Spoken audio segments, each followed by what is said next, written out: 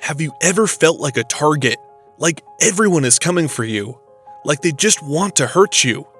You feel some unseen eyes somewhere watching your every step, or some figures lurking in dark corners waiting to hit you?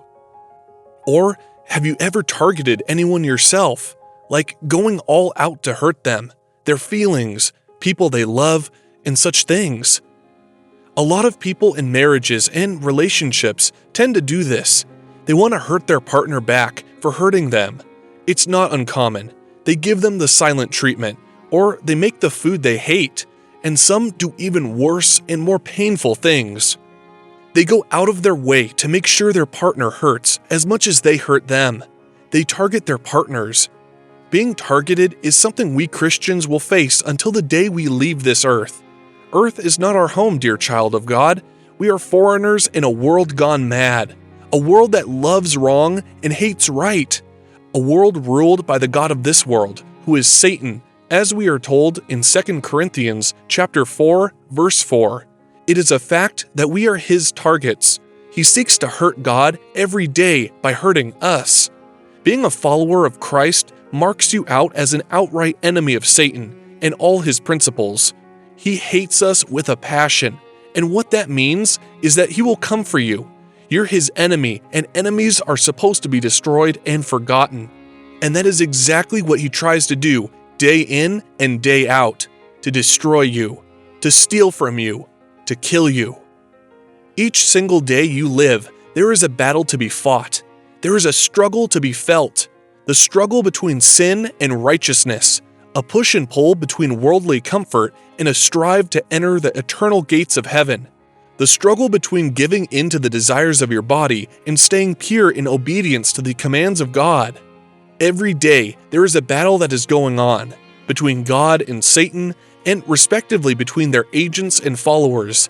This war has been there since the beginning of time in the Garden of Eden, but as we see in Revelation, it will end with Satan being thrown into the lake of fire with his followers.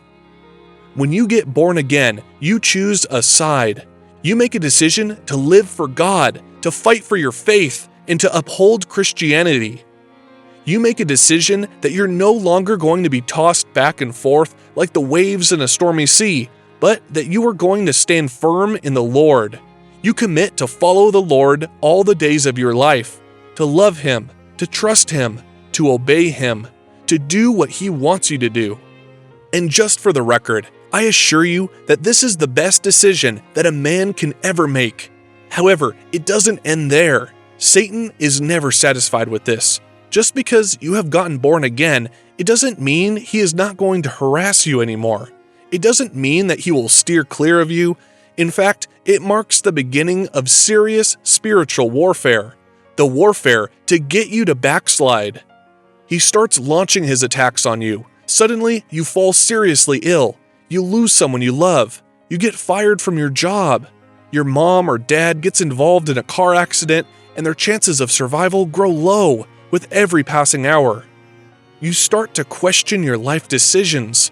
You wonder where you are going and what you are doing with your life. You don't feel confident anymore, and before you even realize it, depression has set in and everything is crumbling down. If you don't have the spiritual eyes to see what is really happening, or if your spiritual vision is blocked or blurred such that you cannot see clearly, you spend your time and resources fighting that illness. You travel miles and miles away in search of a job.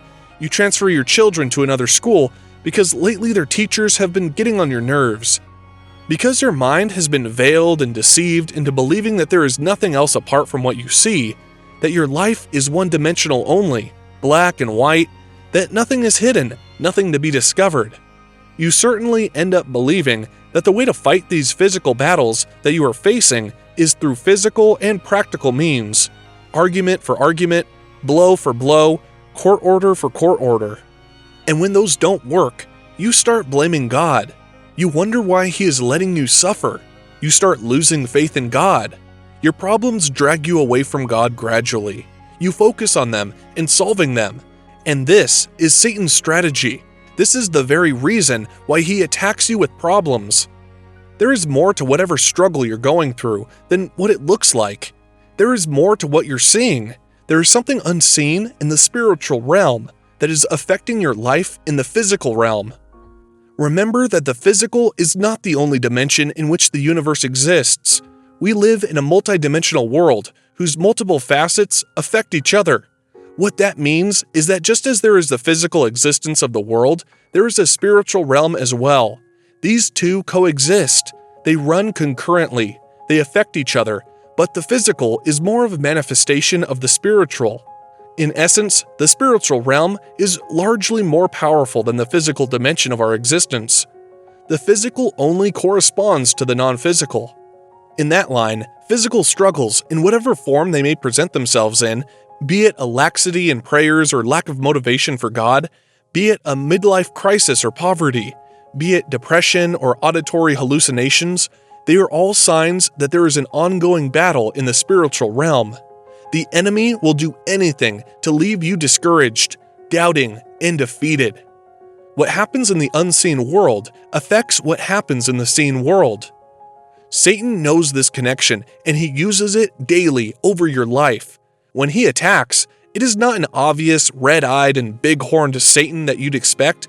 It can be a friend that smiles to your face, but stabs you in the back. The devil is crafty, and he has mastered the art of hiding in plain sight. The Bible has warned us in Ephesians chapter 6, verse 12, "For we do not wrestle against flesh and blood, but against principalities, against powers, against the rulers of the darkness of this age, against spiritual hosts of wickedness in the heavenly places." Don't think for even 1 second that you are fighting that friend, rogue child, or unfaithful partner. The battle is not physical, it is spiritual, and you are not the target. Satan will not stop at anything to make your faith come crashing down. He will stop at nothing to suck the last bit of life from you. He will not give up trying to pull you down, attacking the people and things that you love. He will not let you have peace in your marriage. He is out to influence your children, to make them stubborn and hard to live with. He will attack in the least expected of ways, so be alert. Put on the armor of God. It is the only true defense to the attacks of the enemy. Run to God. He is the only safe fortress in times of need. And above all, pray. As much as you might have heard it 1,000 times before, I am going to say it over and over again to you. Pray, pray, pray, pray without ceasing. Pray without relenting. Pray without giving up. Pray with passion. Pray like it's your last time, like you will never again. Pray like your life depends on it, because it actually does.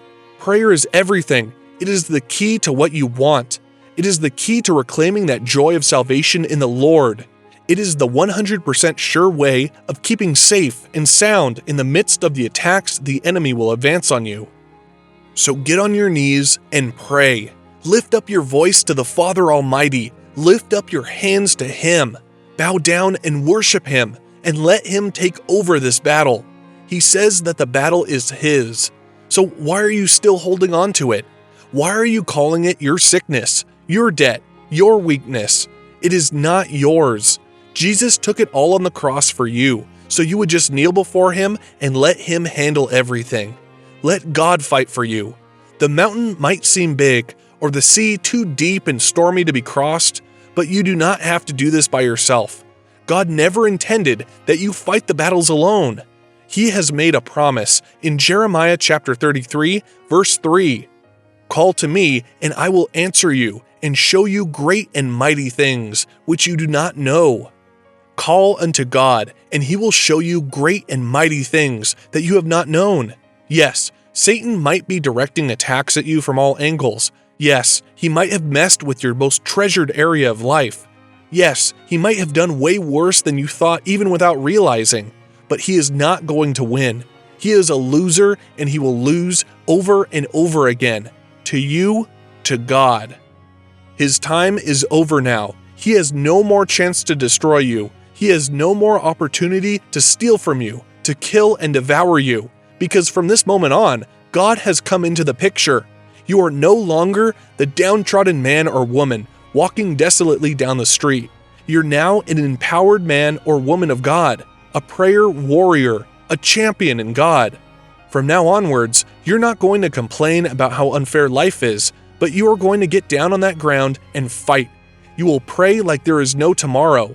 Jesus himself prayed until his sweat became like droplets of blood, so you have no excuse whatsoever. You got to pray and pray seriously. You got to fight this battle and win. The victory is yours to take if you really want to. Feel encouraged and strengthened to counter these enemy attacks spiritually, in prayer, and it will start to show in real life.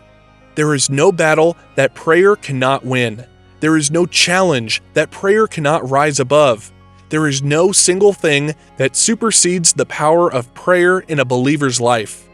There is no chain that prayer cannot break down. All battles can be fought and won through prayer, coupled with faith. Just believe it and try. Get down on your knees and fight your battle from there. You will win for sure.